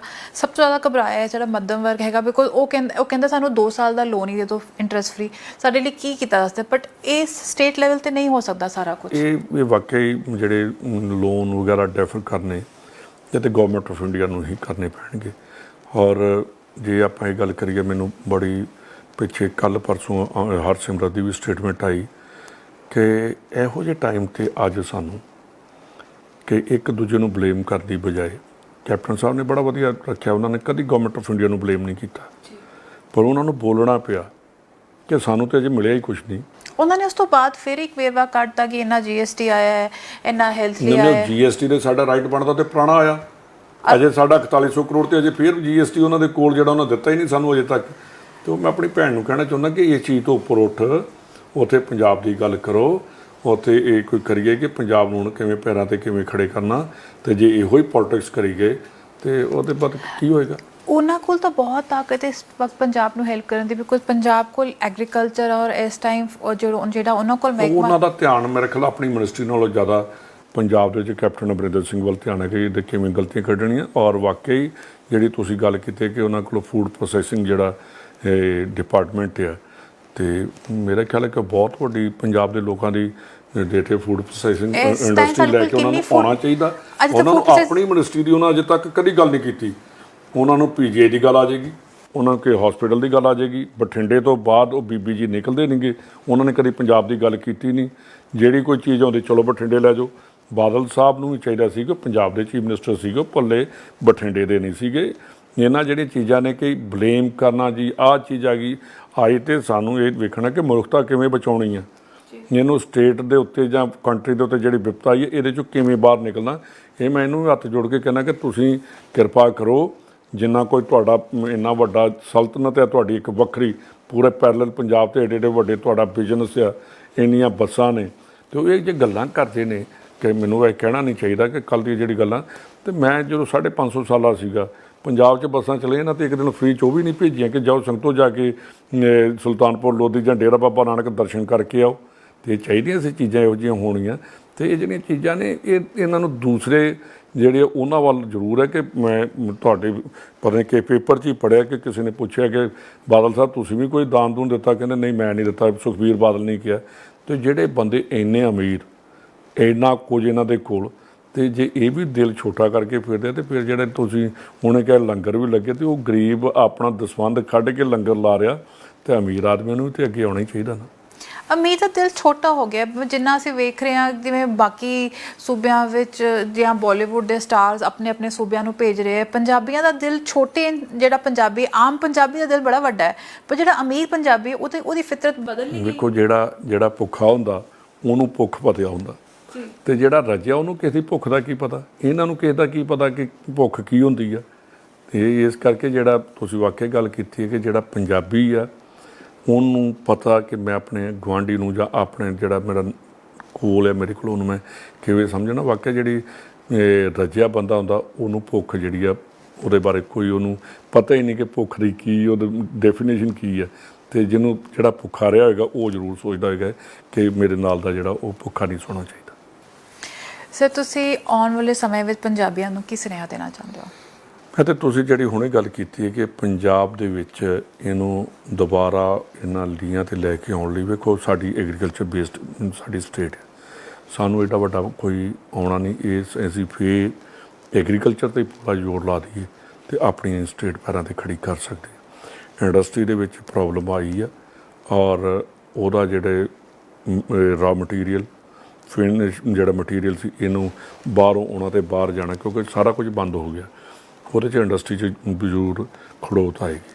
ਅਤੇ ਜਿਹੜਾ ਐਗਰੀਕਲਚਰ ਹੈ ਜਿਹਦੇ 'ਚ ਅਸੀਂ 80% ਤੋਂ ਮੋਰ ਦੈਨ 70% ਅਸੀਂ ਪਿੰਡਾਂ 'ਚ ਰਹਿੰਦੇ ਹਾਂ ਅਤੇ ਇਹਦੇ 'ਚ ਜੇ ਗੌਰਮੈਂਟ ਨੂੰ ਧਿਆਨ ਦੇ ਦਈਏ ਅਤੇ ਮੇਰਾ ਖਿਆਲ ਹੈ ਕਿ ਪੰਜਾਬ ਇੰਨਾ ਪਿੱਛੇ ਨਹੀਂ ਜਾਏਗਾ। ਔਰ ਮਿਹਨਤੀ ਵੀ ਹੈਗੇ ਨੇ ਪੰਜਾਬੀ। ਆਹ ਜ਼ਰੂਰ ਗੱਲ ਆ ਰਹੀ ਆ ਕਿ ਕਈਆਂ 'ਚ ਗੱਲ ਕਰੀ ਰਹੀ ਹੈ ਐਤਕੀ ਬਾਹਰੋਂ ਲੇਬਰ ਨਹੀਂ ਆਉਣੀ ਅਤੇ ਮੇਰਾ ਖਿਆਲ ਹੈ ਕਿ ਇਹ ਵੀ ਚੀਜ਼ ਪੰਜਾਬੀਆਂ ਨੇ ਚੈਲੰਜ ਜਿਹੜਾ ਐਕਸੈਪਟ ਕਰ ਲੈਣਾ ਅਤੇ ਔਰ ਇਹਨਾਂ ਨੇ ਆਪ ਹੀ ਝੋਨਾ ਵੀ ਬੀਜਣਗੇ, ਕਣਕ ਵੀ ਕੱਢਣਗੇ। ਜੇ ਕਣਕ 'ਚੋਂ ਨਿਕਲ ਗਏ ਅਤੇ ਝੋਨੇ ਵੇਲੇ ਵੀ ਇਹਨਾਂ ਨੇ ਕਰਕੇ ਇੱਕ ਬੜਾ ਵੱਡਾ ਸਾਡੇ ਲਈ ਪਰਮਾਤਮਾ ਨੇ ਮੈਸੇਜ ਵੀ ਭੇਜਿਆ ਕਿ ਤੁਸੀਂ ਕੰਮ ਛੱਡ ਗਏ ਹੋ ਅਤੇ ਤੁਹਾਨੂੰ ਆਪ ਕੰਮ ਕਰਨਾ ਪੈਣਾ। ਹੁਣ ਵੇਖੋ ਨਾ ਜਿੰਨੇ ਘਰਾਂ ਦੇ ਵਿੱਚ ਨੇ ਤੁਹਾਡੇ ਸਰਵੈਂਟ ਤਾਂ ਚਲੇ ਗਏ ਅਤੇ ਹੁਣ ਆਪ ਹੀ ਸਫਾਈਆਂ ਆਪ ਹੀ ਰੋਟੀ ਬਣਾਉਣੀ ਪੈਂਦੀ ਹੈ। ਹੁਣ ਤਾਂ ਕੰਮ ਚੱਲ ਹੀ ਰਿਹਾ ਅਤੇ ਇਸ ਕਰਕੇ ਕਾਫੀ ਕੁਝ ਪੰਜਾਬੀਆਂ ਨੂੰ ਇਹਦੇ 'ਚੋਂ ਮਿਲੇਗਾ ਕਿ ਅਸੀਂ ਹੁਣ ਅਮਰੀਕਾ ਨੇ ਇਮੀਗ੍ਰੇਸ਼ਨ ਬੰਦ ਕਰਤੀ, ਕੈਨੇਡਾ ਵੀ ਮੈਂ ਕਿਹਾ ਬੰਦ ਕਰ ਦੇਗਾ, ਸੋ ਹੁਣ ਪੰਜਾਬੀਆਂ ਦਾ ਬਾਹਰ ਜਾਣ ਦਾ ਰਸਤਾ ਵੀ ਘੱਟ ਬੰਦ ਹੋ ਗਿਆ। ਅਤੇ ਹੁਣ ਨੌਜਵਾਨਾਂ ਨੂੰ ਚਾਹੀਦਾ ਹੈ ਕਿ ਆਪਣੇ ਖੇਤਾਂ ਵਿੱਚ ਜਾ ਕੇ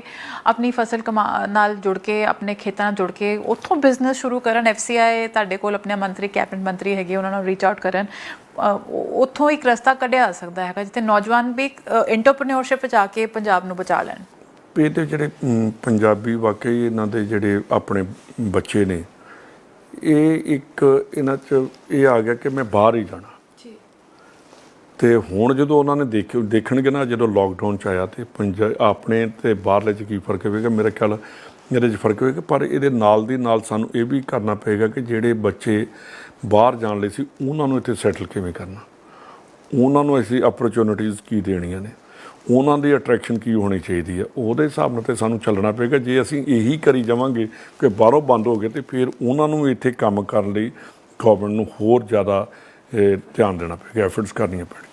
ਸੋ ਚੁਣੌਤੀਆਂ ਬਹੁਤ ਨੇ ਸਰ, ਐਂਡ ਅਸੀਂ ਉਮੀਦ ਕਰਾਂਗੇ ਜਿਹੜੀ ਫਿਸਕਲ ਕਮੇਟੀ ਤੁਸੀਂ ਬੈਠ ਰਹੇ ਹੋ ਕੁਝ ਰਸਤਾ ਲੱਭ ਕੇ ਲਿਆਓਗੇ, ਅਨੋਖਾ ਰਸਤਾ ਲੱਭ ਕੇ ਲਿਆਓਗੇ ਜਿਸ ਨਾਲ ਪੰਜਾਬ ਨੂੰ ਕੱਢਿਆ ਜਾਏਗਾ। ਸਾਡੇ ਨਾਲ ਜੁੜਨ ਲਈ ਬਹੁਤ ਬਹੁਤ ਧੰਨਵਾਦ ਹੈ।